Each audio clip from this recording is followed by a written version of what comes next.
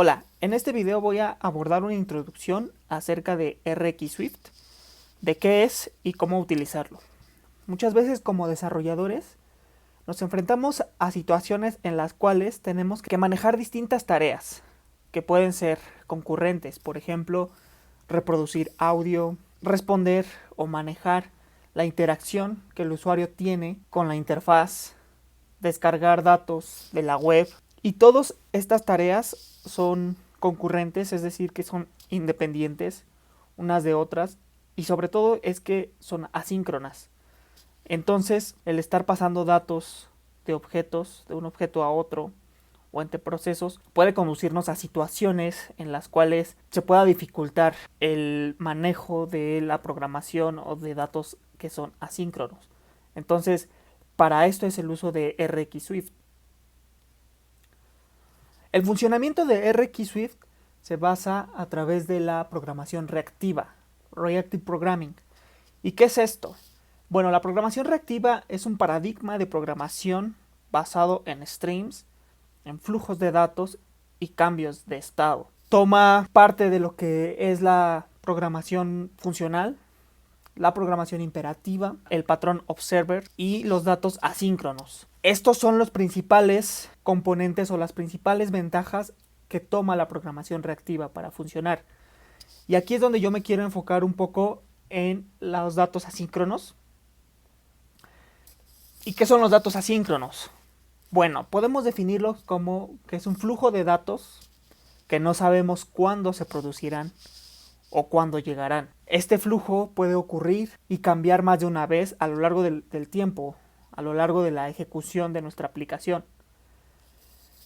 No sabemos entonces cómo llegarán o cuándo llegarán, pero queremos reaccionar ante estos datos cuando se produzcan. Por ejemplo, vamos a considerar una variable b que es igual a 12,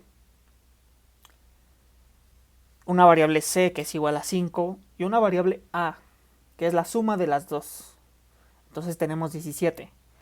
En programación reactiva, entonces si nosotros cambiamos el valor, por ejemplo a c, suponiendo que c en algún punto, como desarrolladores no sabemos cuándo, pero va a cambiar su valor a 12. Entonces a, que es la suma, va a reaccionar a ese cambio a c.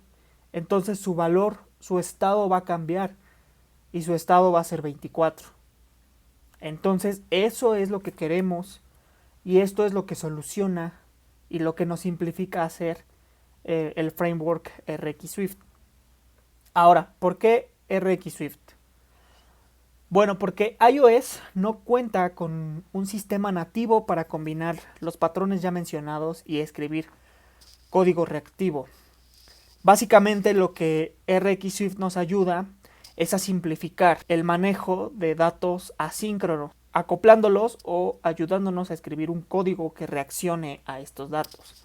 Entonces, si nosotros tenemos un comportamiento, un behavior en Swift, lo podemos acoplar o implementar por medio de RxSwift y RxSwift nos va a producir estos cambios o nos va a ayudar a reaccionar a estos cambios de estado de una manera que estos cambios de estado sean inmutables, que estén aislados y que los podamos manejar como si fueran entradas de datos. Como en el ejemplo anterior, nosotros reaccionamos a esos cambios. A produce un dato, un flujo de datos, que en este caso sería cambiar de estado de 17 a 24. Entonces nosotros reaccionamos a ese cambio de estado. Nosotros sabemos que ahora A cambió de 17 a 24. A entonces emite ese cambio de 24 y nosotros podemos reaccionar a partir de ese dato, pero ese dato no lo podemos modificar. De ahí que es inmutable, que está aislado ese dato.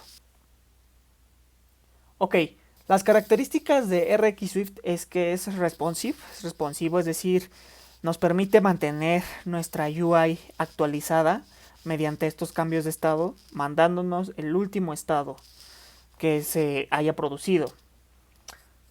Resiliente, es decir, que cada comportamiento está aislado y que esto puede proveer también opciones de manejo en caso de que haya un error, opciones de recuperamiento de los estados en caso de un error. Elástico porque el código puede manejar varias cargas de trabajo, por ejemplo inicializaciones lazy de tipo lazy o retirar o extraer código de manera lazy también, y también el manejo de datos compartidos entre uno o más objetos o entre diferentes threads incluso.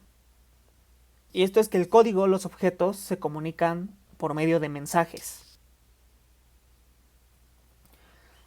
¿Y cómo se conforma el código reactivo? El código RX. Básicamente son tres componentes que son los observables, los operators y los schedulers. En este video nos vamos a enfocar en los observables. Entonces, ¿qué es un observable? Básicamente un observable lo podemos definir como la habilidad de producir datos de manera asíncrona con datos inmutables del último estado, como lo que les comentaba, del cambio de la variable C, que ahora cambió de estado y A reaccionó a eso. Entonces, para reaccionar a esto, nosotros tenemos que conformar el protocolo Observable Type Protocol y la clase Observable, que es la que conforma ese protocolo. Mediante esa clase nosotros podemos hacer objetos de tipo observable para empezar a emitir estos cambios de estado. Entonces tenemos un observable y un observer. ¿Qué es lo que pasa? Ok, entonces dijimos que el observable es el que emite los estados, los últimos estados. Entonces el observer es el que está observando o está reaccionando a los cambios de estado del observable.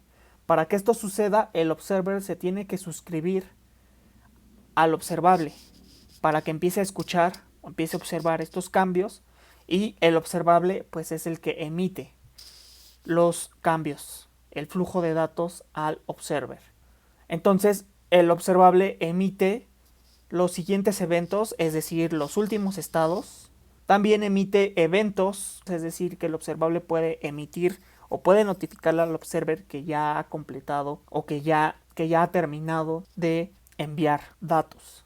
Y también puede emitir eventos de errores cuando este flujo de datos falla. Entonces también el observer puede tener conocimiento en caso de algún error. Y pues finalmente el observer recibe todos estos datos, todo lo que el observable emite. Y bueno, pues hasta aquí con este video. Traté de hacerlo corto. En videos posteriores voy a estar hablando acerca de los operators y schedulers y también ya cómo podemos implementar el código RxSwift ya en nuestros proyectos.